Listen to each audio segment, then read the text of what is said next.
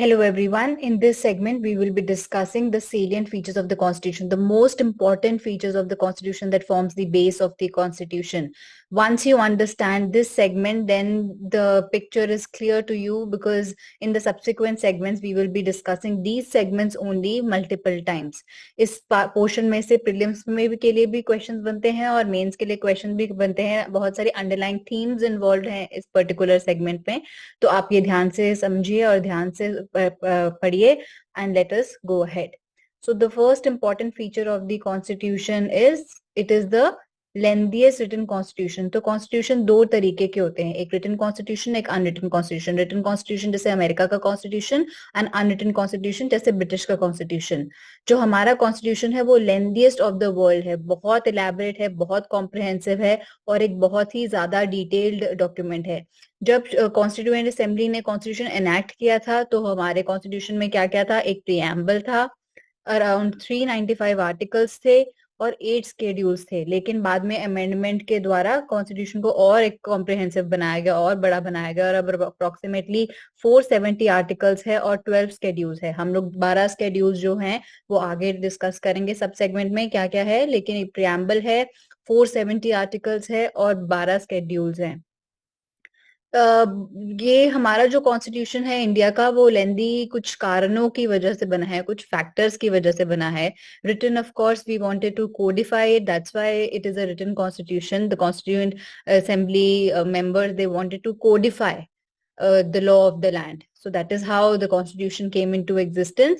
और जो written lengthiest बना है ये कुछ कारणों की वजह से बना है. एक तो geographical factors, क्योंकि हमारी कंट्री इतनी बड़ी है, इतनी डाइवर्सिटी है, तो नेचुरली हमारा कॉन्स्टिट्यूशन भी के कितने सारे कंपोनेंट्स हैं जो सारे ज्योग्राफिकल डिफरेंसेस को कवर करता है. बिकॉज फॉर एग्जांपल हमारे पास कुछ प्रोविजंस हैं जो हिल एरियाज के है, स्पेशल प्रोविजंस है with respect to some states that belong to hilly areas. तो ऐसे ही ज्योग्राफिकल वास्टनेस इतनी ज्यादा है, इतनी ज्यादा डाइवर्सिटी है, इसके कारण हमारा कॉन्स्टिट्यूशन इतना बड़ा है. सेकेंड फैक्टर जो है वो कि हिस्टोरिकल फैक्टर्स. अब हिस्टोरिकल फैक्टर्स हमारा कॉन्स्टिट्यूशन हमने पहले भी पढ़ा है कि कॉन्स्टिट्यूशन कैसे गवर्नमेंट ऑफ इंडिया एक्ट 1935 ने इन्फ्लुएंस किया है पूरे कॉन्स्टिट्यूशन को. तो कितना हमारे कॉन्स्टिट्यूशन का major chunk government of India act 1935 से लिया गया है. और गवर्नमेंट ऑफ इंडिया एक्ट 1935 अपने आप में ही इतना कॉम्प्रिहेंसिव एक्ट था, इतने ज्यादा प्रोविजंस थे कि नेचुरली हमने कॉन्स्टिट्यूशन में से कॉन्स्टिट्यूशन को बनाने के लिए जब गवर्नमेंट ऑफ इंडिया एक्ट 1935 से प्रोविजंस लिए तो नेचुरली हमारा कॉन्स्टिट्यूशन भी उतना ही इलैबोरेट बनेगा. देन अभी हमारा एक सिंगल, और इसलिए भी बड़ा है क्योंकि हमारा सिंगल कॉन्स्टिट्यूशन है सेंटर और स्टेट्स के लिए. तो जैसे अमेरिका में होता है डुअल कॉन्स्टिट्यूशन होता है, वैसे हमने पॉलिसी अडेप्ट नहीं की, हमने सिंगल कॉन्स्टिट्यूशन रखा both for the centre and the states. और हमारा जो कॉन्स्टिट्यूशन है वो सिर्फ गवर्नेंस से रिलेटेड प्रोविंसेस इंक्लूड नहीं करता बट एडमिनिस्ट्रेशन से रिलेटेड प्रोविजंस भी इंक्लूड करता है. तो पूरी जितनी डिटेल्स हैं एडमिनिस्ट्रेशन से लेके वो भी इंक्लूडेड है हमारे कॉन्स्टिट्यूशन के अंदर ही, कोडिफाई की गई हैं. इसलिए भी हमारा कॉन्स्टिट्यूशन बहुत बड़ा है. और जो बाकी सारी डेमोक्रेटिक कंट्रीज में जो चीजें ऑर्डिनरी लेजिस्लेटिव प्रोसेस मतलब और नॉर्मल लॉ मेकिंग को छोड़ दी गई है वो हमारे यहाँ पे कॉन्स्टिट्यूशन में इंक्लूड की गई है. तो इसीलिए हमारा कॉन्स्टिट्यूशन काफी लेंदी है. In fact is the written lengthiest constitution of the world.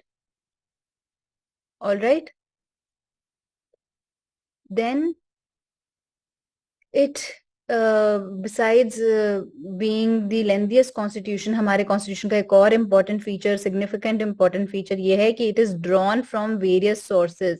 हमारा जो constitution है वो हमने inspiration ली है बहुत सारी कंट्रीज के कॉन्स्टिट्यूशन से और हमारे गवर्नमेंट ऑफ इंडिया एक्ट 1935 से भी.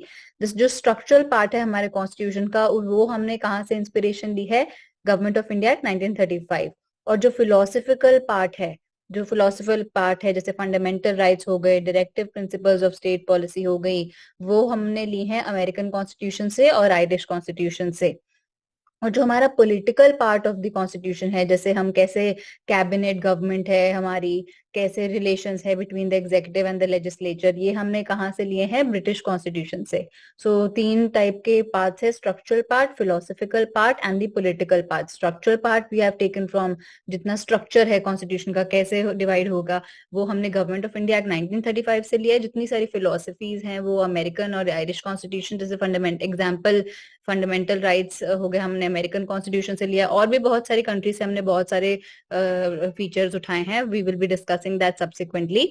एंड जो पॉलिटिकल पार्ट है कि कैसे गवर्नेंस को किया जाएगा, कैसे निर्धारित हो गई चीजें, तो वो कैबिनेट फॉर्म ऑफ गवर्नमेंट हो गया, वो ब्रिटिश एडमिनिस्ट्रेशन से लिया गया। सबसे काफी ज्यादा important government of India act 1935 का रोल हुआ है इसमें। हमारे मतलब जहां से हमने कॉन्स्टिट्यूशन बन सोर्सेज हमारे जो हैं, तो government of India act 1935 forms a very substantial part of our constitution making. So let us discuss what are the sources. Government of India act 1935, तो गवर्नमेंट ऑफ इंडिया एक्ट 1935 से हमने क्या क्या उठाया है, फेडरल स्कीम। मतलब federal scheme को हमने पहले डिस्कस किया है। फेडरल स्कीम यानी कि government is the power is concentrated between a central authority and it's subsequent units. तो डुअल गवर्नमेंट या 3 टियर्स ऑफ गवर्नमेंट या डुअल गवर्नमेंट जो हमने उठाई है, वो हमने उठाई है कहाँ से, गवर्नमेंट ऑफ इंडिया एक्ट 1935 से। Then office of governor, governor के ऑफिस की पोजीशन जो भी है वो भी हमने उसके क्या रिस्पॉन्सिबिलिटीज होगी, क्या जुरिस्डिक्शन होगा, कहाँ कहाँ पे क्या क्या रोल्स प्ले करेंगे, क्या फंक्शंस होंगे, क्या रिस्पॉन्सिबिलिटीज होंगी, क्या ड्यूटीज होंगी, वो सारे जो ऑफिस ऑफ गवर्नर है वो भी हमने कहाँ से लिया है, गवर्नमेंट ऑफ इंडिया एक्ट 1935 से। जुडिशरी भी, क्योंकि गवर्नमेंट ऑफ इंडिया एक्ट 1935 ने एक फेडरल कोर्ट एस्टैब्लिश किया था, तो हमारी जुडिशरी की भी जो फाउंडेशन है, जो बेसिस है, वो गवर्नमेंट ऑफ इंडिया एक्ट 1935 से है। Then public service commissions. So government of India act 1935 ने हमने ऑलरेडी डिस्कस किया है पुराने लेक्चर में कि कैसे गवर्नमेंट ऑफ इंडिया एक्ट 1935 ने state public service commissions establish किए। गवर्नमेंट ऑफ इंडिया एक्ट 1919 ने एक central public service commission establish किया था, लेकिन गवर्नमेंट ऑफ इंडिया एक्ट 1935 ने state public service commission establish किए थे। तो जो पब्लिक सर्विस कमीशन हैं वो हमने कहाँ से लिए हैं, गवर्नमेंट ऑफ इंडिया एक्ट 1935 से। देन इमरजेंसी प्रोविजन, सो इमरजेंसी से रिलेटेड प्रोविजंस, इमरजेंसी जैसे कौन सी 3 टाइप की इमरजेंसीज हो गई, नेशनल इमरजेंसी, स्टेट इमरजेंसी जिसको हम कॉन्स्टिट्यूशनल इमरजेंसी भी बोलते हैं, फाइनेंशियल इमरजेंसी, ये तीनों इमरजेंसी से रिलेटेड जितने प्रोविजंस है वो भी हमने गवर्नमेंट ऑफ इंडिया एक्ट 1935 से लिए। और एडमिनिस्ट्रेटिव डिटेल्स कि एडमिनिस्ट्रेशन कैसे होगा, क्या डिटेल्स होंगी उसकी, वो भी सारी हमने गवर्नमेंट ऑफ इंडिया एक्ट 1935 से ली है। देन ब्रिटिश कॉन्स्टिट्यूशन से हमने क्या लिया है, तो ब्रिटिश कॉन्स्टिट्यूशन से of course because Westminster model है, तो हमने पार्लियामेंट्री फॉर्म ऑफ गवर्नमेंट ली है। हमारी executive is responsible to the legislature, ये एक पार्लियामेंट्री फॉर्म ऑफ गवर्नमेंट का बेसिस है, ये हमने लिया है ब्रिटिश कॉन्स्टिट्यूशन से। Then rule of law, law is supreme, rule of law हमने लिया है अगेन ब्रिटिश कॉन्स्टिट्यूशन से। जितने भी हमारे लेजिस्लेटिव प्रोसीजर्स हैं वो हमने सारे ब्रिटिश कॉन्स्टिट्यूशन से लिए हैं। सिंगल सिटीजनशिप हमने ब्रिटिश कॉन्स्टिट्यूशन से लिए। कैबिनेट सिस्टम हमने ब्रिटिश कॉन्स्टिट्यूशन से लिए हैं। प्रेरोगेटिव रिट्स, रिट्स इशू किए जाते हैं जब फंडामेंटल राइट्स को इन्फोर्स करने के लिए। जब हम फंडामेंटल राइट्स करेंगे तो हम रिट्स को डिटेल में डिस्कस करेंगे। तो रिट्स जो हैं वो सारे लिए जाते हैं, लिए गए हैं ब्रिटिश कॉन्स्टिट्यूशन से। पार्लियामेंट्री प्रिविलेजेस जितनी हैं और बाय कैमरलिज्म का जो फीचर है जिसमें the legislature is divided into 2 houses, the upper house and the lower house, that is also taken from the British constitution. US constitution से हमने क्या क्या लिया है, फंडामेंटल राइट्स, जितने भी फंडामेंटल राइट्स हैं, rights guaranteed to the citizens as well as certain rights which are guaranteed to non citizens as well, वो हमने कहाँ से लिए हैं, अमेरिकन कॉन्स्टिट्यूशन से। इंडिपेंडेंस ऑफ जुडिशरी, की जुडिशरी अपनी इंडिपेंडेंट है, जुडिशरी पार्लियामेंट्री के अधीन नहीं है, इंडिपेंडेंट है, वो हमने independence of judiciary US constitution से ली है। जुडिशियल रिव्यू यूएस कॉन्स्टिट्यूशन से लिया है फीचर। जुडिशियल रिव्यू क्या है, the power of the judiciary to examine the constitutionality और the legality of acts and legislations.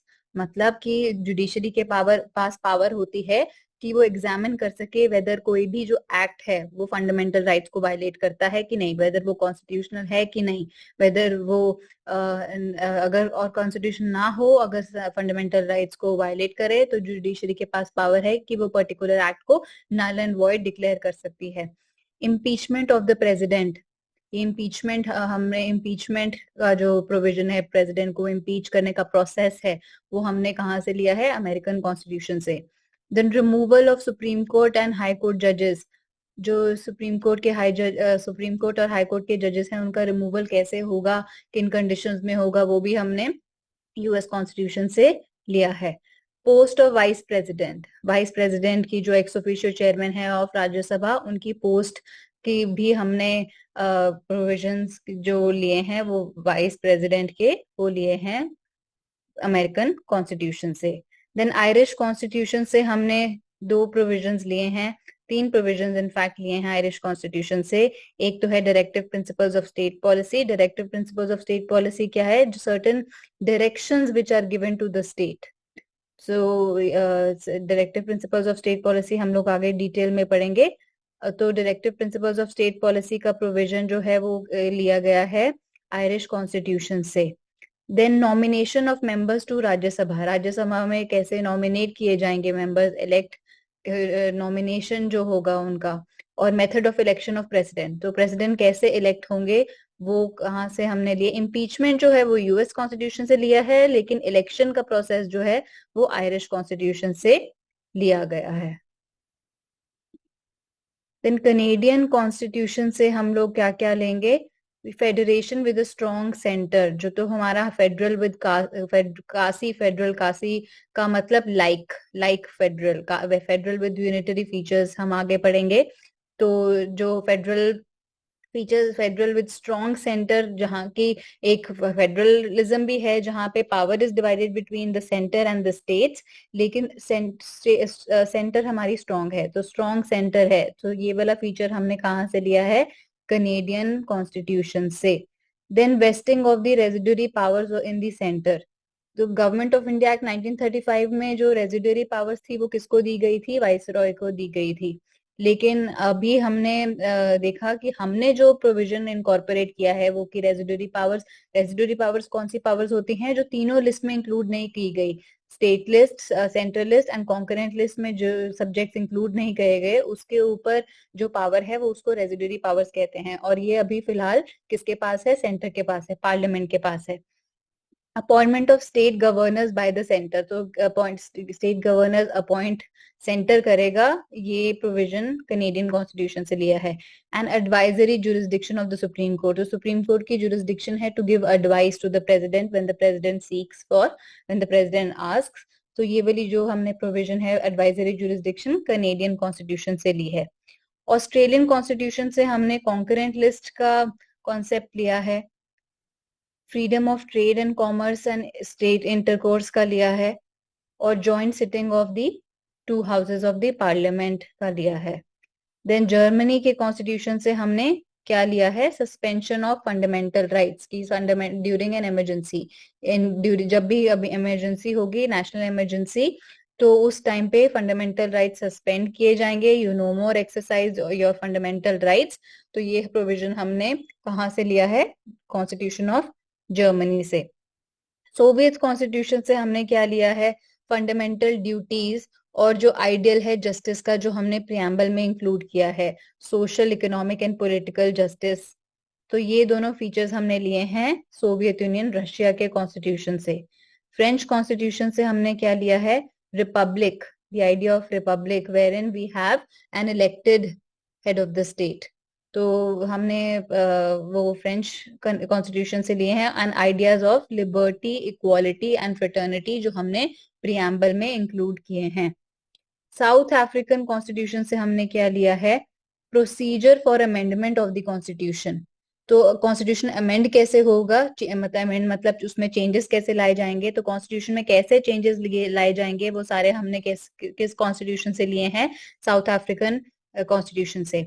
और election of members of Rajya Sabha. तो nomination of members of Rajya Sabha हमने आयरिश कॉन्स्टिट्यूशन से लिए हैं, लेकिन election of the members of the Rajya Sabha वो हमने साउथ अफ्रीकन कॉन्स्टिट्यूशन से लिए हैं।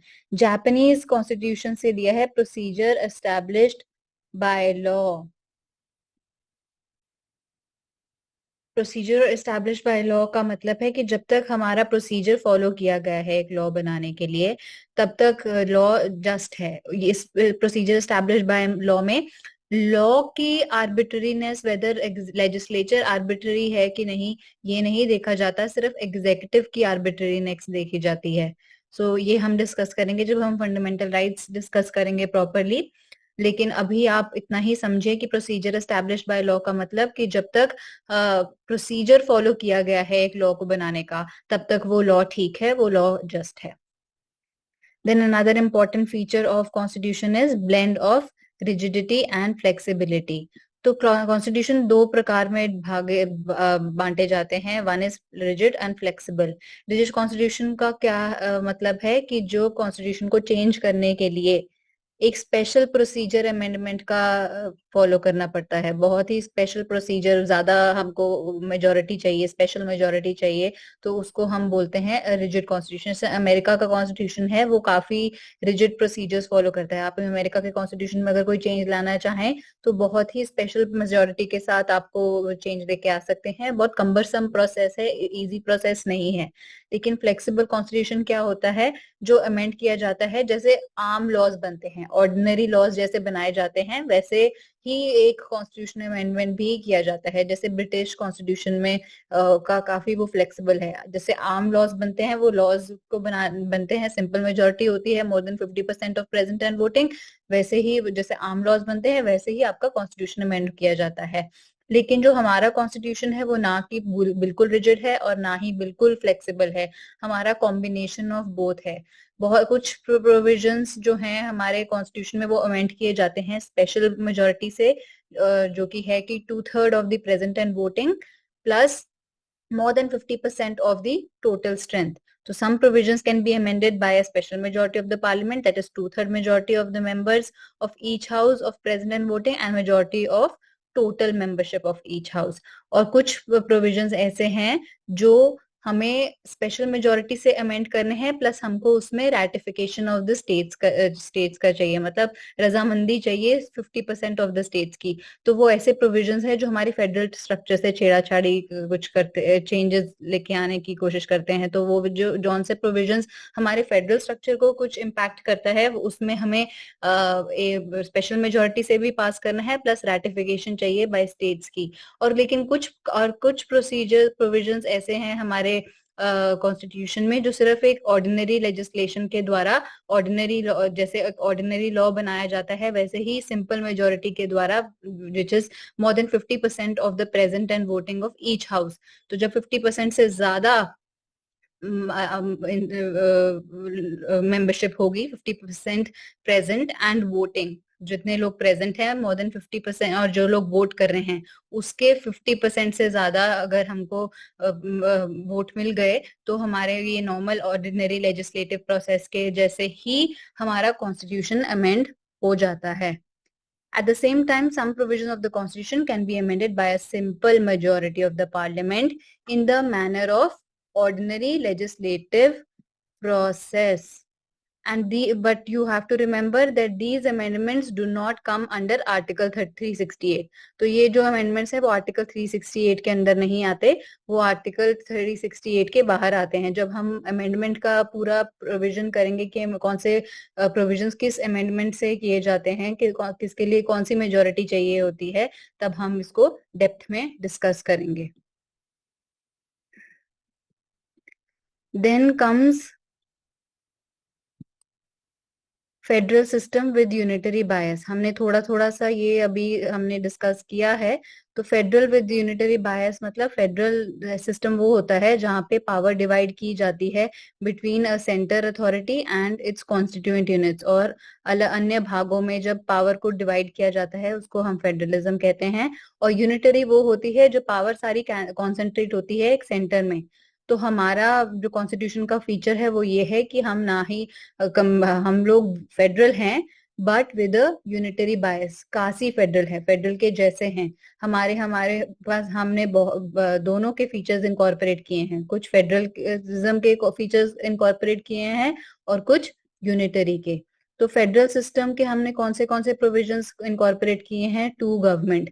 तो जैसे हमारी सेंट्रल गवर्नमेंट है और स्टेट गवर्नमेंट है, तो ये हमने एक फेडरल कॉन्स्टिट्यूशन, फेडरल सिस्टम का फीचर है जो हमने अपने कॉन्स्टिट्यूशन में इनकॉर्पोरेट किया है। Then division of powers, division of power जो 7 शेड्यूल में हमने डिवाइड की है, power between the centre list, state list and the concurrent list. तो ये भी एक जो फीचर है वो एक फेडरल सिस्टम का है जो हमने इनकॉर्पोरेट किया है अपने कॉन्स्टिट्यूशन में। देन रिटन कॉन्स्टिट्यूशन हमने ऑलरेडी डिस्कस कर लिया कि क्या है, कैसे हमारा कॉन्स्टिट्यूशन रिटन है। तो रिटन कॉन्स्टिट्यूशन भी किसका फीचर है? एक फेडरल सिस्टम का जो हमने इनकॉर्पोरेट किया है। सुप्रीमेसी ऑफ द कॉन्स्टिट्यूशन, हमारा जो कॉन्स्टिट्यूशन है उसको सुप्रीम माना जाता है, कॉन्स्टिट्यूशन को माना जाता है that constitution is the law of the land. And जो जुडिशरी का काम है वो है implementing the law of the land. तो हमारे कॉन्स्टिट्यूशन को इतना सुप्रीम माना जाता है, जुडिशरी की इम्प्लीमेंट करती है हमारे कॉन्स्टिट्यूशन को और ओवरसी करती है इम्प्लीमेंटेशन हमारे कॉन्स्टिट्यूशन को। और इम्प्लीमेंटिंग एजेंसीज जो हैं वो है एग्जीक्यूटिव। और तो हमारे कॉन्स्टिट्यूशन को माना जाता है supreme. Rigidity of the constitution, हमने देखा पिछले सेगमेंट में कि कैसे हमारा कॉन्स्टिट्यूशन के कुछ भाग हैं जो रिजिड हैं, कुछ जिसमें हमको स्पेशल मेजोरिटी चाहिए, plus special majority plus ratification of by the states चाहिए, रजामंदी स्टेट्स की चाहिए। तो वो हमें मिलती है, वो हमारे कॉन्स्टिट्यूशन को बनाती है rigid. Then independent judiciary, judiciary subordinate नहीं है लेजिस्लेचर के, इंडिपेंडेंट है हमारी जुडिशरी। एंड बाय कैमरलिज्म एक फेडरल फीचर है। तो बाय कैमरलिज्म चाहे हमने ब्रिटिश कॉन्स्टिट्यूशन से लिया है, बट एक ये फेडरल फीचर है जिसको हमने इनकॉर्पोरेट किया है। हमारे काफी सारे यूनिटरी फीचर्स भी हैं, वो यूनिटरी फीचर्स या उसको नॉन फेडरल फीचर्स भी कहते हैं, जैसे एक स्ट्रॉन्ग सेंटर। ये सेंटर और भी स्ट्रॉन्ग हो जाता है जब कभी इमरजेंसी होती है। Then single constitution, dual constitution नहीं है, सिंगल कॉन्स्टिट्यूशन है। ये सिंगल कॉन्स्टिट्यूशन में ही हमारे स्टेट्स के लॉज हैं और सेंटर के हैं पूरे। The single constitution is valid all over the territory of India, all over the states. Then single citizenship है, डुअल सिटीजनशिप नहीं है। अगर आप केरला के सिटीजन हो तो आप इंडिया के ही सिटीजन हो। सेपरेट सिटीजनशिप केरला, पंजाब, हिमाचल प्रदेश की नहीं है। Then flexibility of the constitution, तो कुछ कॉन्स्टिट्यूशन के प्रोविजंस हैं जो ऑर्डिनरी लेजिस्लेशन के द्वारा ही अमेंड किए जाते हैं, जो आप आर्टिकल 368 के परव्यू के बाहर हैं, वो हैं flexibility of the constitution, constitution को फ्लेक्सिबल बनाते हैं। इंटीग्रेटेड जुडिशरी, इंटीग्रेटेड जुडिशरी मतलब हमारी एक ही पूरा जुडिशियल सिस्टम है जहाँ पे सुप्रीम कोर्ट सुप्रीम है, सुप्रीम कोर्ट के नीचे हाई कोर्ट है, हाई कोर्ट के नीचे सबऑर्डिनेट कोर्ट्स हैं, डिस्ट्रिक्ट कोर्ट्स हैं एंड सो ऑन। तो ये जो इंटीग्रेटेड है जुडिशरी, और ये पूरी जुडिशरी ही इन्फोर्स करती है लॉ ऑफ द लैंड को। तो इसमें सेपरेट नहीं है कि स्टेट लॉज के लिए हाई कोर्ट है इन्फोर्समेंट के लिए और सेंटर के लॉज के लिए सुप्रीम कोर्ट है इन्फोर्समेंट के लिए। Single integrated judiciary enforces the law of the land. All right. Then appointment of state governor by the centre, ये वाला जो फीचर है जिसमें स्टेट गवर्नर है वो स्टेट में गवर्नर है, लेकिन गवर्नर को अपॉइंट कौन करेंगे? सेंटर। तो सेंटर के अथॉरिटी काफी इसमें हाई हो जाती है गवर्नर की अपॉइंटमेंट में। ये इनफैक्ट काफी कंट्रोवर्शियल सब्जेक्ट भी है, मेंस के लिए इम्पोर्टेंट भी है। तो गवर्नर का जो है वो अपॉइंटमेंट, वो सेंटर वो उसको यूनिटरी बायस देता है। देन ऑल इंडिया सर्विसेज जैसे IAS, IPS, IFS, Indian forest services, emergency provisions. हमारे इनफैक्ट आपको ये याद रखना है कि फेडरेशन तो शब्द कॉन्स्टिट्यूशन में इस्तेमाल ही नहीं किया गया है। कॉन्स्टिट्यूशन में जो शब्द है वो इस्तेमाल किए गए हैं यूनियन ऑफ स्टेट्स। आर्टिकल 1 में लिखा गया है India that is a union of states. इसके दो कारण है कि इंडिया जो है, इंडियन फेडरेशन है, वो कोई स्टेट्स ने आपस में रजामंदी के द्वारा नहीं बनाया गया। स्टेट्स ने अग्रीमेंट नहीं था, there was no agreement between the states to form the federation. दूसरा कि स्टेट्स को राइट नहीं है अपनी मेंबरशिप को विड्रॉ करने का। So the states have no right to secede from the federation. अब हम नेक्स्ट फीचर करेंगे जो कि है कि parliamentary form of government. So the Constitution of India has opted for British parliamentary system rather than American presidential system. तो हमने किसको बेसिस बनाया है अपने कॉन्स्टिट्यूशन का? ब्रिटिश पार्लियामेंट्री सिस्टम को, और हमने American presidential system of government को अपना बेसिस नहीं बनाया है. सो जितना भी कोऑपरेशन है, कोऑर्डिनेशन है between legislature and executive body, वो किस कोऑपरेशन और कोऑर्डिनेशन का जो कैरेक्टरिस्टिक फीचर है वो है British parliamentary form of system. हम लोग strict separation of powers follow नहीं करते. Strict separation of powers follow की जाती है, but not in the strictest sense as it is in the American form of presidential government. Another name for parliamentary form of government is Westminster model of government, या हम उसको responsible government के नाम से भी जानते हैं, कैबिनेट गवर्नमेंट के नाम से भी जानते हैं. बहुत बारी प्रीलिम्स में क्वेश्चन पूछा गया है with respect to the features of parliamentary form of government. 2-3 time questions have been repeated in fact. And mains में भी ये इंपॉर्टेंट टॉपिक है कि आपको समझ आना चाहिए कि पार्लियामेंट्री फॉर्म ऑफ गवर्नमेंट के की फीचर्स क्या हैं. तो सबसे इंपॉर्टेंट की feature of parliamentary form of government है presence of nominal or real executive. तो distinction है between nominal executive and the real executive. In our case, who is the nominal executive? It is the president. And who is the real executive? It is the Council of Ministers headed by the Prime Minister. So Council of Ministers headed by the Prime Minister is the de facto executive, while the president is the de jure executive. De jure का मतलब as a on paper, but de facto as a matter of fact, reality. Then majority rule, majority party rule. तो जो भी party अपनी majority बना के government बनाएगी वो होगा. तो गवर्नमेंट किसकी होगी? जिसकी मेजोरिटी पार्टी है. This is an important feature. Then collective responsibility of the executive to the legislature. This is, ये वाले पर्टिकुलर पॉइंट पे स्पेशली क्वेश्चन पूछा गया है. कलेक्टिव रिस्पॉन्सिबिलिटी, कलेक्टिव रिस्पॉन्सिबिलिटी बहुत इंपॉर्टेंट है. इसका मतलब है कि जो पूरा काउंसिल ऑफ मिनिस्टर्स है, as a together as a team, they are responsible to the legislature, they are answerable to the legislature, they sink and swim together. वो एक साथ answerable है to the legislature. Then membership of the ministers in the legislature. तो जो ministers हैं वो legislature का ही भाग है. executive जो है वो legislature का ही भाग है. वो ministers हैं जो legislatures का part हैं. leadership of the prime minister or the CAM. तो जितना भी हम आगे देखेंगे, हम प्राइम मिनिस्टर की जब हम रोल्स पढ़ेंगे, फंक्शंस पढ़ेंगे, ड्यूटीज पढ़ेंगे, तो देखेंगे कि कितना ज्यादा इम्पोर्टेंट जितनी भी सारी पॉलिसीज हैं, सब कुछ पोर्टफोलियो सिस्टम है, जितना भी सारा फंक्शनिंग है, वो सारी कॉन्सेंट्रेटेड है in the hands of the prime minister. So in fact parliamentary form of government को बहुत बारी प्राइम मिनिस्टीरियल गवर्नमेंट के नाम से भी जाना जाता है. कुछ कुछ डिफरेंस हमने, वैसे तो parliamentary form of model adopt किया है, लेकिन कुछ कुछ फीचर्स अभी भी डिफरेंट हैं with respect to the British pattern. For example, जो हमारे सॉवरेन हमारे जो पार्लियामेंट है वो सॉवरेन बॉडी नहीं है, मतलब ये सुप्रीम अथॉरिटी नहीं है. हमारी पार्लियामेंट इम्पोर्टेंट है, but so is the executive, so is the supreme court. Supreme court भी इम्पोर्टेंट है. पार्लियामेंट्री सुप्रीमेसी और पार्लियामेंट्री सोवरेनिटी नहीं हम फॉलो करते, हम लोग एक मिक्सचर ऑफ बोथ फॉलो करते हैं. We will be studying that in the next segment. और एक और डिस्टिंग्विशिंग फीचर है कि हमारे जो है इंडियन स्टेट वो इलेक्टेड हेड है. रिपब्लिक, प्रेसिडेंट, जो प्रेसिडेंट है वो इलेक्टेड है, वो हेरिडिटरी नहीं है जैसे ब्रिटेन में है. Nominal executive, all the nominal executive कौन है ब्रिटेन में? King.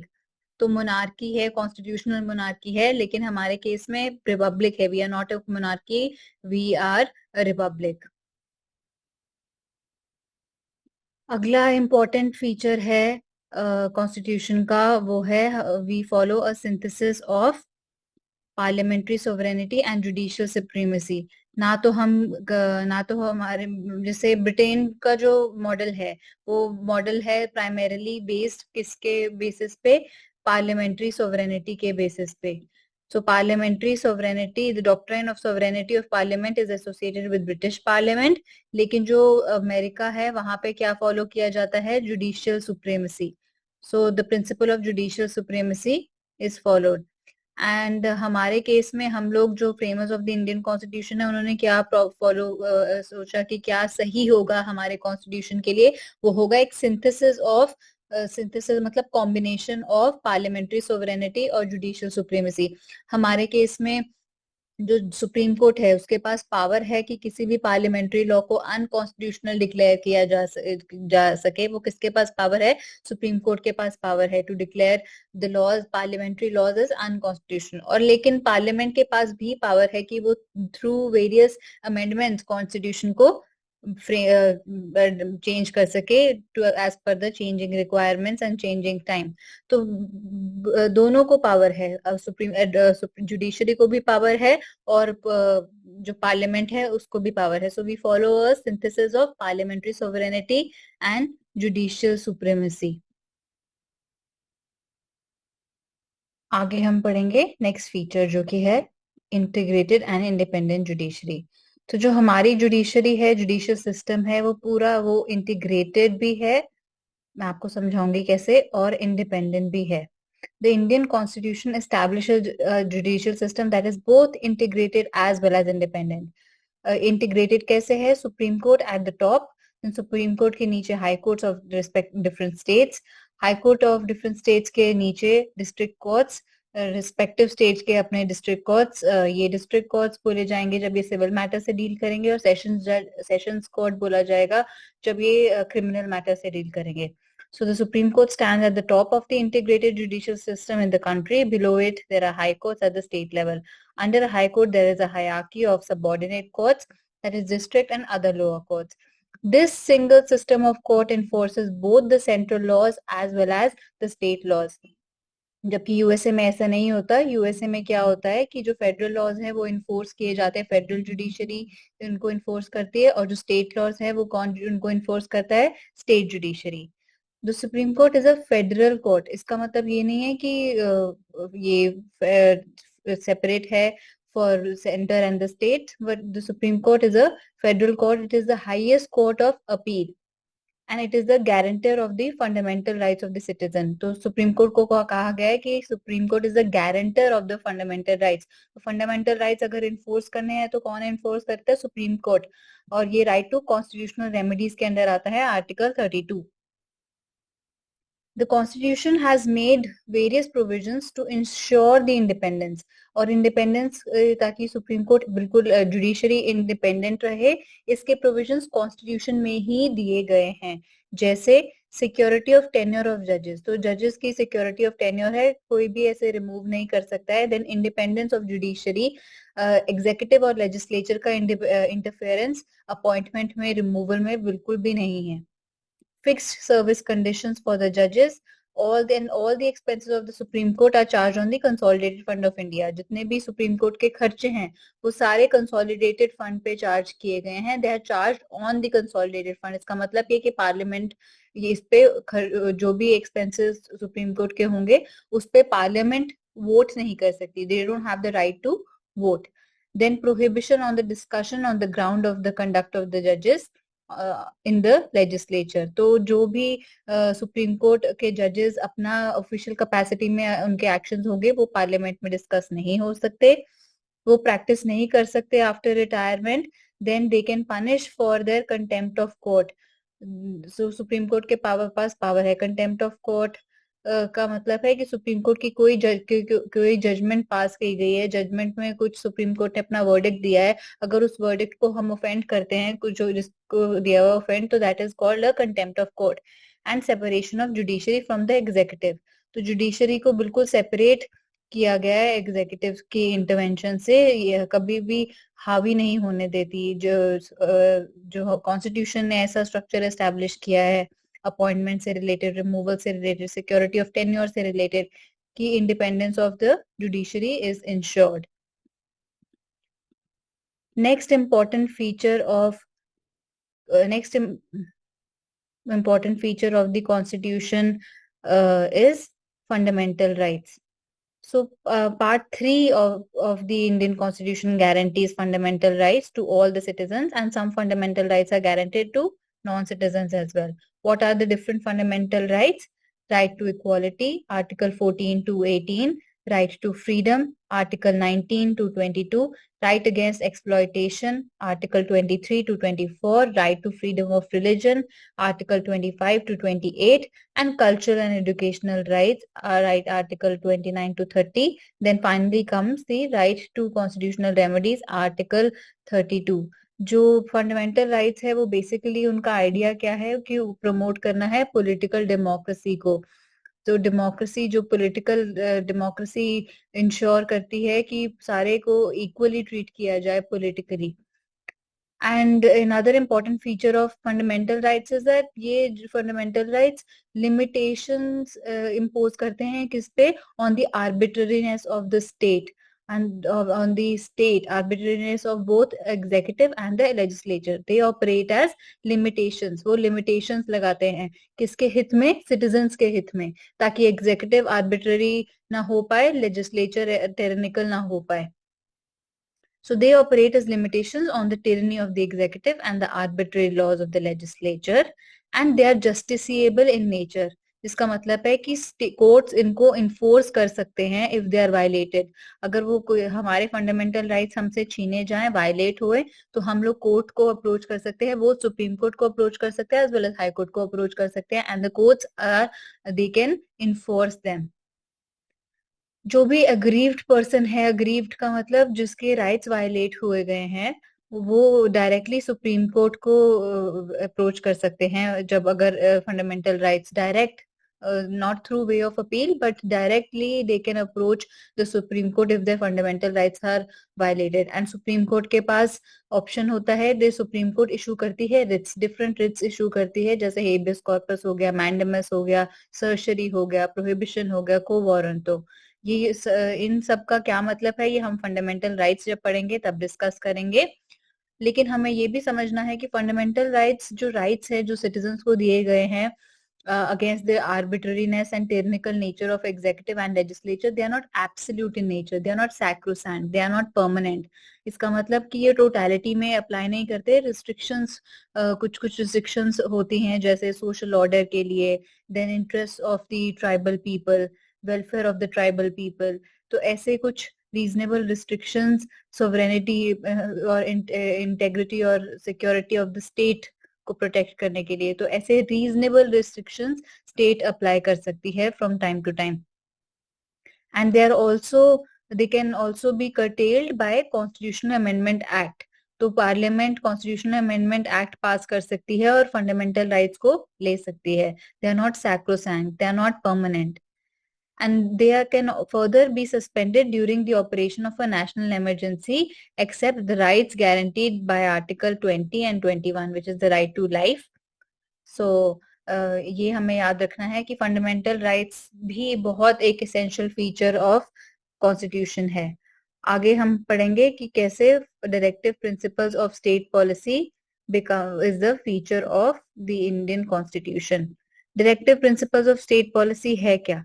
Directive principles of state policy है जो direction, certain directions issue to the state for the governance. So article 37 important है इसमें, क्योंकि आर्टिकल 37 दर्शाता है कि directive principles of state policy are important for the governance of the country. These are certain directives issued to the state. Doctor B R Ambedkar ने कहा था कि जो हमारे directive principles of state policy है, ये इनफैक्ट हमारे कॉन्स्टिट्यूशन का बहुत ही एक नॉवल फीचर है। हमने directive principles of state policy वैसे तो आयरिश कॉन्स्टिट्यूशन से इंस्पायर होके लिए हैं, बट फिर भी ये हमारे कॉन्स्टिट्यूशन का एक बहुत ही नया फीचर है और ये बहुत ही डिफरेंट है। जो directive principles of state policy है वो तीन में ज्यादा इन्यूमरेट किए जाते हैं, मतलब तीन टाइप्स के ज्यादातर है। One is socialistic, Gandhian and liberal intellectual. आपको ये याद रखना है कि कॉन्स्टिट्यूशन में ऐसी कोई डिस्टिंक्शन नहीं दी गई, कॉन्स्टिट्यूशन में बस इन्यूमरेशन दिया गया है, लेकिन हमारे अंडरस्टैंडिंग के लिए हमें पता है डिफरेंट फिलोसोफर्स ने इसको डिवाइड किया गया है तीन भागों में, जो है सोशलिस्टिक, गांधीयन। सोशलिस्टिक है जो सोशलिज्म की आइडियोलॉजी को दर्शाता है, गांधीयन जो गांधी आइडियोलॉजी को रिफ्लेक्ट करता है, जैसे cottage industries, then ban on liquor use. तो सोशलिस्टिक में आ गया है prevention of concentration of wealth in the few hands. और equitable distribution of resources for the greater good. तो ये सोशलिस्टिक प्रिंसिपल्स है जहाँ पे स्टेट का रोल बहुत ज्यादा है, जिसे स्टेट बहुत प्राइमरी रोल प्ले करती है, और गांधीयन प्रिंसिपल्स जो गांधीयन आइडियोलॉजी रिफ्लेक्ट करती है, और लिबरल इंटेलेक्चुअल जो लिबरलिज्म की आइडियोलॉजी, मॉडर्न स्टेट की आइडियोलॉजी को रिफ्लेक्ट करती है। तो directive principles of state policy है, ये दर्शाता है सोशल और इकोनॉमिक डेमोक्रेसी के आइडियल्स को। सोशल और इकोनॉमिक डेमोक्रेसी मतलब डेमोक्रेसी जिसका टारगेट होता है सोशल इनइक्वालिटीज और इकोनॉमिक इनइक्वालिटीज को हटाना, मिनिमाइज करना। And they seek to further establish a welfare state in India. This is very important. लेकिन फंडामेंटल राइट्स के जैसे ये जस्टिसेबल नहीं है, ये नॉन जस्टिसेबल है। तो अगर डायरेक्टिव प्रिंसिपल्स अगर इम्प्लीमेंट स्टेट नहीं कर रही है, तो आप सुप्रीम कोर्ट को अप्रोच नहीं कर सकते हो saying that my directive, I am not getting these directive rights, directive principles of state policy. They are not enforceable by the courts for their violation. लेकिन कॉन्स्टिट्यूशन ने खुद ही डिक्लेयर किया है that these principles are fundamental in the governance of the country and it shall be the duty of the state to apply these principles in making of the laws। तो state की duty है कि directives को apply करना है जब वो laws बना रहे हैं। तो इसलिए ये स्टेट पे क्या करती है, एक मॉरल ऑब्लिगेशन करती है। आर्टिकल 37 में इसकी बात की गई है, कॉन्स्टिट्यूशन में ही बात की गई है कि how directive principles of state policy they are fundamental for the governance. तो ये एक मॉरल ऑब्लिगेशन इम्पोज करती है स्टेट अथॉरिटीज में कि वो डायरेक्टिव प्रिंसिपल्स को लागू करें। बट इनके पीछे जो रियल सैंक्शन है वो पॉलिटिकल है, कॉन्स्टिट्यूशनल नहीं है। रियल सैंक्शन है पॉलिटिकल, पब्लिक ओपिनियन। तो जैसे जैसे डिफरेंट सरकार का इलेक्शन मैनिफेस्टोज में बहुत एक्सटेंसिवली डायरेक्टिव प्रिंसिपल्स की बात की जाती है, और लेकिन ये याद रखना है कि ये जस्टिसेबल नहीं है, they are non justiciable in nature. Another important thing to remember about directive principles of state policy is that Supreme Court in the Minerva Mills case held that the balance between directive principles of state policy and fundamental rights is a part of the basic structure of the constitution। तो basic structure of the constitution क्या है, कुछ certain fundamental principles, ये एक judicial innovation है। तो कुछ fundamental principles जो constitution के foundation को बनाते हैं, जो जिसको पार्लियामेंट अपने लॉज के द्वारा वायलेट नहीं कर सकते। तो एक बैलेंस है between fundamental rights and directive principles of state policy. तो फंडामेंटल राइट्स चाहे जस्टिसेबल है, they are important, they are very important, और directive principles of state policy जो नॉन जस्टिसेबल है, लेकिन फिर भी एक balance between fundamental rights and directive principles of state policy, they form the basis of they form the part of the basic structure of the constitution। Then another important feature of the constitution is fundamental duties। तो originally fundamental duties included नहीं थे constitution में, constitution ने originally नहीं दिए गए ये duties होंगी किसकी, citizens की। But they were added during the operation of internal emergency 1975-1977। किसके द्वारा ऐड की गई, 42nd Constitutional Amendment Act 1976 के द्वारा। और कौन सी कमेटी की बात की गई, कौन सी कमेटी की रिकमेंडेशन के बाद ऐड की गई, स्वर्ण सिंह कमेटी। कई बार यूपीएससी ऐसे मैच द कॉलम में कुछ कमिटीज के नाम दे सकती है, और कमेटी ने क्या किया, ये बहुत बारी कॉमन क्वेश्चंस होते हैं।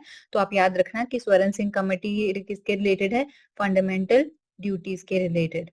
फिर उसके बाद 86 कॉन्स्टिट्यूशनल अमेंडमेंट ने एक और फंडामेंटल ड्यूटी डाल दी थी, जो कि है with respect to providing your ward, your child education। ये एक फंडामेंटल ड्यूटी को ऐड किया गया 86 कॉन्स्टिट्यूशन अमेंडमेंट एक्ट ऑफ 2002 के द्वारा। पार्ट 4A के बीच में आती है फंडामेंटल ड्यूटीज, और 11 फंडामेंटल ड्यूटीज हैं, एक ही आर्टिकल के अंदर आती हैं, जो कि आर्टिकल है आर्टिकल 51A। किस प्रकार की फंडामेंटल ड्यूटीज हैं, जैसे को रिस्पेक्ट करना कॉन्स्टिट्यूशन को, नेशनल फ्लैग को, नेशनल एंथम को, then protect the sovereignty, unity and integrity of the country, फिर प्रमोट करना स्पिरिट ऑफ कॉमन ब्रदरहुड को, और प्रिजर्व करना हमारे हेरिटेज को, कॉम्पोजिट कल्चर को। तो बहुत बारी अभी जब हम डेप्थ में जाके फंडामेंटल ड्यूटीज पे पढ़ेंगे तब हम समझेंगे यूपीएससी टाइप के क्वेश्चंस पूछती है। तो यूपीएससी कई बार ऐसे एक वन लाइनर स्टेटमेंट दे देती है और पूछ देती है whether this is a part of the preamble, whether this has been spoken about in preamble and fundamental duties. तो हमने देखा कि कैसे यूनिटी, इंटेग्रिटी, सोवरेनिटी की बात प्रियम्बल में भी की गई है और फंडामेंटल ड्यूटीज में भी की गई है। Fundamental duties, they serve as a reminder to the citizens that while enjoying their rights, they also have to be quite conscious of the duties. So they have to be aware about the duties that they owe to the country and the society and also their fellow citizens. But again, the point is that they are not non-justiciable in nature. So अगर fundamental duties कोई ना follow करे, obey नहीं करे citizen, तो इसमें court का कोई रोल नहीं है। बट दैट डजंट मीन कि फंडामेंटल ड्यूटीज टूथलेस हैं। फंडामेंटल ड्यूटीज को इम्प्लीमेंट किया गया है थ्रू डिफरेंट पार्लियामेंट्री लॉज। वो हम आगे देखेंगे कि कैसे वर्मा कमेटी की ऑब्जर्वेशन थी कि डिफरेंट फंडामेंटल ड्यूटीज को पार्लियामेंट ने थ्रू डिफरेंट लॉज इनैक्ट किया गया है, इम्प्लीमेंट किया गया है। जो फंडामेंटल ड्यूटीज को वायलेट करेगा तो वो फिर उस केस में ऑर्डिनरी लॉ की वायलेशन के लिए आप कोर्ट जा सकते हो, आपको पनिशमेंट मिल सकती है। अगला फीचर है इंडियन कॉन्स्टिट्यूशन का सेक्युलर स्टेट। हमारा कॉन्स्टिट्यूशन डिक्लेयर करता है that we are a secular state. जो हमारा कॉन्सेप्ट है ऑफ सेक्युलरिज्म वो है positive secularism, whereas if we compare it to western secularism का जो कॉन्सेप्ट है वो थोड़ा नेगेटिव कॉनोटेशन का है। जो वेस्टर्न सेक्युलरिज्म का कॉन्सेप्ट है वो कहता है कि strict separation of state from the religion. तो स्टेट का रिलीजन से कुछ भी लेना देना नहीं है, strict separation of state from the church और द रिलीजन। लेकिन हमारा जो डेफिनेशन ऑफ सेक्युलरिज्म है that's positive in connotation, we grant equal respect to all the religions. और हमारा जो basic fundamental definition of secularism की वो ये दर्शाता है that the state has no official religion of its own. State का अपना कोई भी ऑफिशियल रिलीजन नहीं है। The Constitution of India stands for a secular state, hence it does not uphold any particular religion as the official religion. What are the provisions? फिर constitution में कुछ कुछ प्रोविजंस है जो सेक्युलरिज्म के पिलर को स्ट्रेंथन करता है। And what are those provisions? First and foremost, the term secular was added to the preamble of the Indian Constitution by the 44th Constitutional Amendment Act 1976. तो 42nd Constitutional Amendment Act के द्वारा secular word को preamble में डाला गया। अब preamble में डाला गया, preamble reflects the philosophy of the Constitution, so this strengthened the roots of secularism by the Constitution of India. Then the preamble secures to all citizens of India liberty of belief, faith and worship.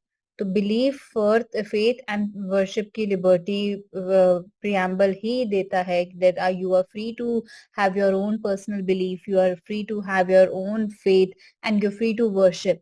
सो ये preamble में दो provisions है constitution के जो secularism के pillar को strengthen करता है।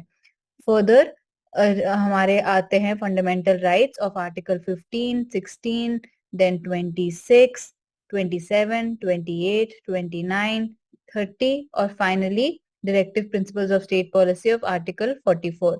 ये बहुत ही इंपॉर्टेंट टॉपिक है from the perspective of mains, because mains में अगर क्वेश्चन आया गया बाय चांस आ जाए on secularism, then what are the constitutional provisions और what do you understand by secularism, तो आप यहाँ से पॉइंट्स डायरेक्टली ले सकते हो। And even for essay paper such points can serve as very handy in framing an essay answer अगर कुछ भी सेक्युलरिज्म के कॉन्सेप्ट से रिलेटेड आपको कुछ क्वेश्चन पूछा गया हो।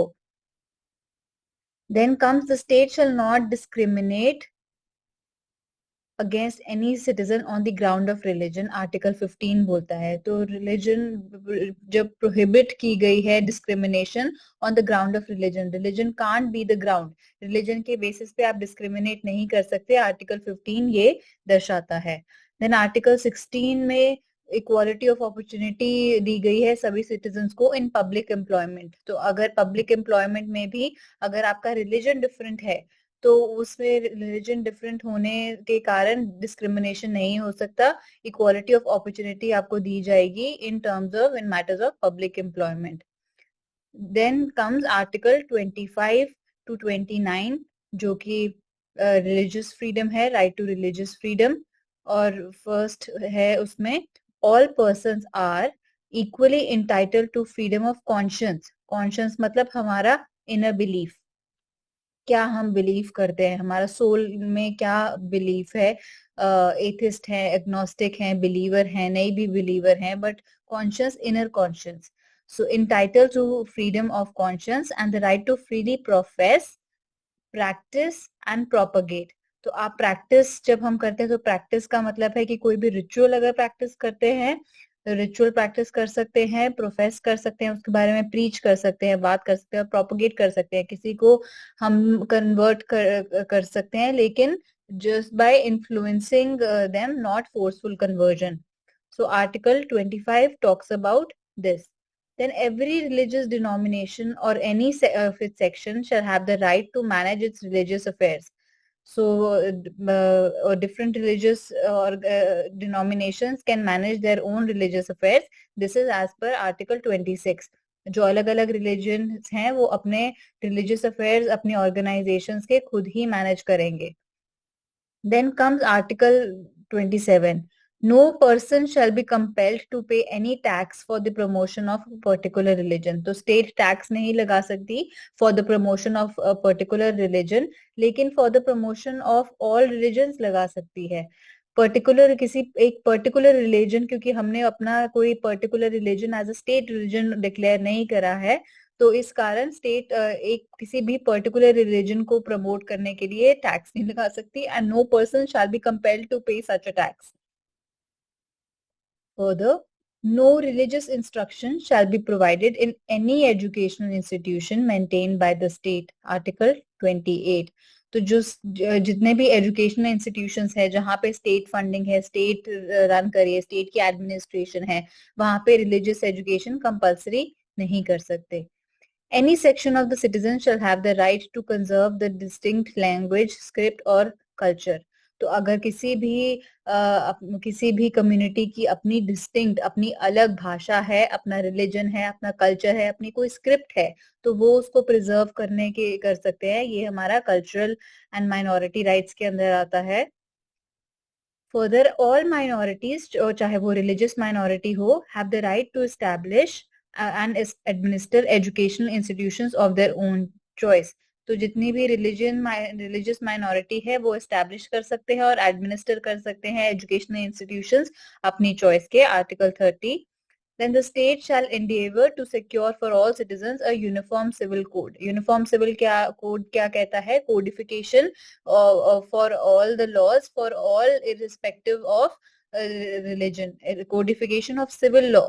Codification of civil law for all irrespective of religion. आज की डेट में क्या होता है कि for example Hindus are administered by the Hindu laws and Muslims are administered by the Muslim law. किस टाइप के civil laws, जैसे tax, not tax, property related, inheritance related, marriage related, divorce related. So the personal laws are governing different people belonging to different communities. Uniform Civil Code क्या कहता है? That there should be a single law for all, for civil matters, irrespective of their religion, irrespective of the differences. So further, the Western concept हमने discuss कर लिया है. The Western concept of secularism connotes a complete separation between the religion and the states. This negative concept of secularism is inapplicable in the Indian situation. So this is not applicable in the Indian situation where the society is multi-religious. हमारे यहाँ पे ये question पूछा भी गया है एक बारी मेंस में, that how is the Indian concept of secularism different from the Western concept of secularism. So हमारी इतनी multi-religious society है that such a definition where you have a strict separation of state and religion, it is not applicable. Hence and it is not possible also. And hence the Indian constitution embodies the positive concept of secularism, which means giving equal respect to all the religions and protecting all the religions equally.